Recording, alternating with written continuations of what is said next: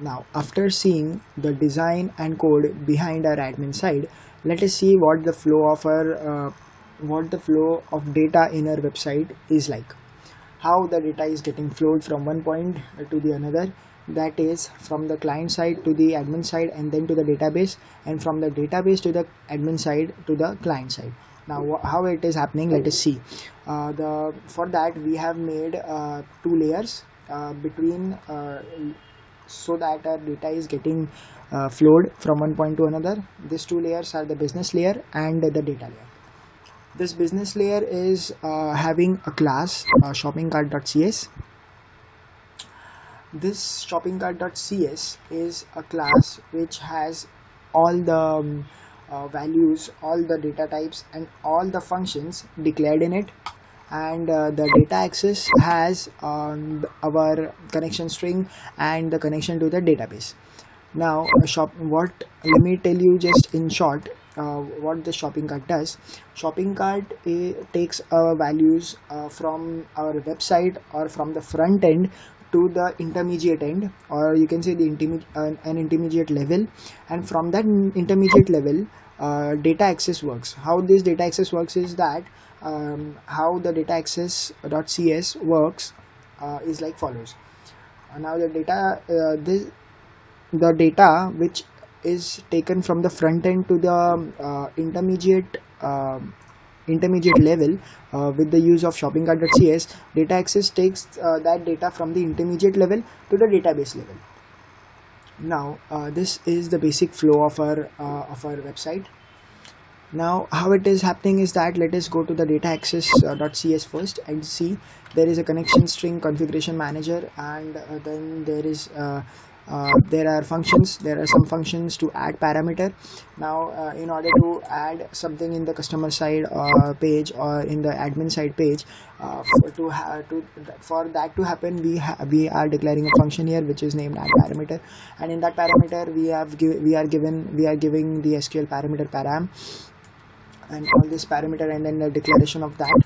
Now public after this function we are declaring another function which is execute data type by procedure or execute dt by procedure if you go totally by the name.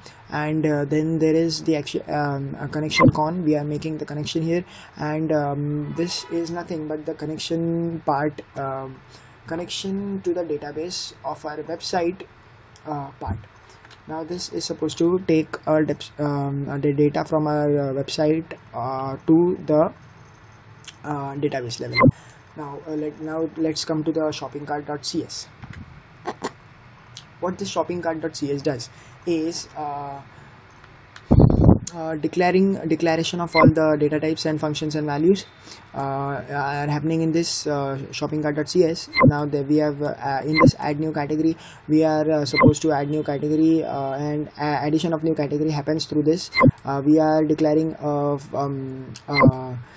we are declaring a change in the category name section in the database, and then after that we are calling this function which is we are calling this function execute dt by procedure, which is in the data access section. Execute dt by procedure is this execute dt by procedure from in the data access section.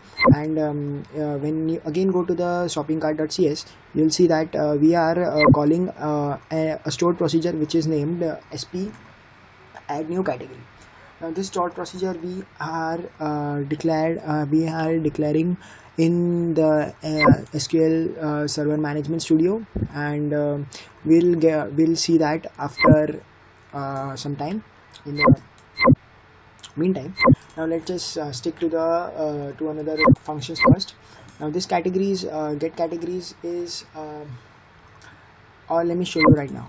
Okay, shopping cart new. This is the database name. This is a database name which comes through the web.config file. This web.config file has the connection string, desktop, and then this is our data source, and then the initial catalog shopping cart new. This is our the name of our database. Now let us see our database, and let me show you this stored procedure. the stored procedure are seen in the programmability folder and the stored procedure folder. Now these are the some of the stored procedures that we have made, and let us see the add what stored procedure. There was the add new category. Now this add new category stored procedure is let us see what it actually is. This now add new category stored procedure is what it does is that it just inserts that value into the category. Now that is the only work which is done by the add new category stored procedure. Now let us come to the another function, which is get categories. Get categories, what it does, get categories is nothing but we are again declaring a stored procedure which is named get all categories from which is from this function execute DDBY procedure. Now this function, as I have told, it is mentioned in our data access folder or data access class, and let us see what this sp get all categories stored procedure is. Now sp get all categories is stored procedure is this select star from category.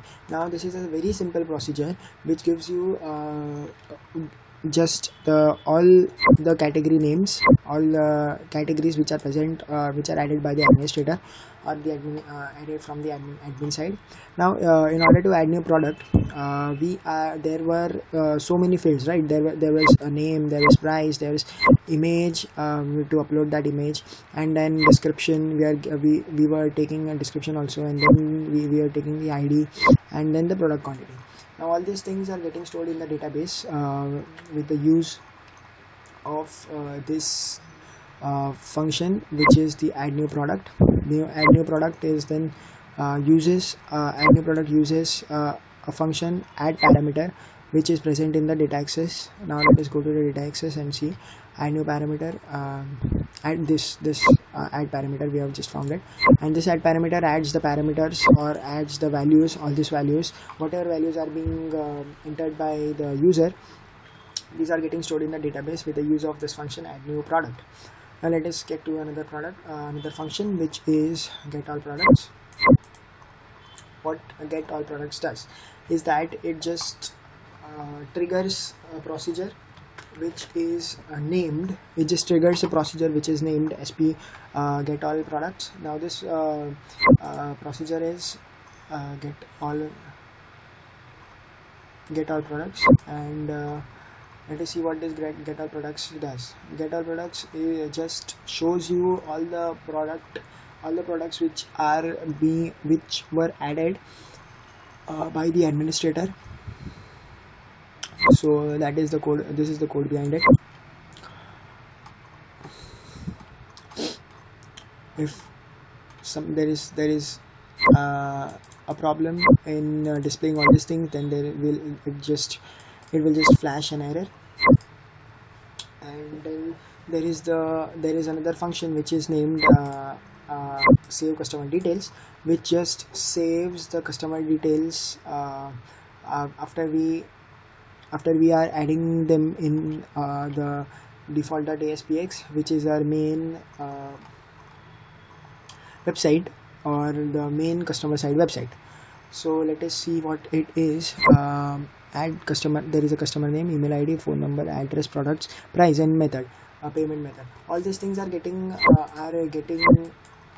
called from this customer side. It just takes all these things, and it takes all this name, email ID, and all this values this function takes from the user, and then it saves in the database with the use of data access.cs add parameter function. Now because we are using this add parameter function here also, and from here it gets called which was actually defined in the data layer, which is the data access.cs. Now let us get to another function, which is save customer products. Save customer products is just supposed to save all the products which are which are bought by the customer with the use of customer. So we are taking only three fields here: the customer ID field, product ID field, and the total products remaining field.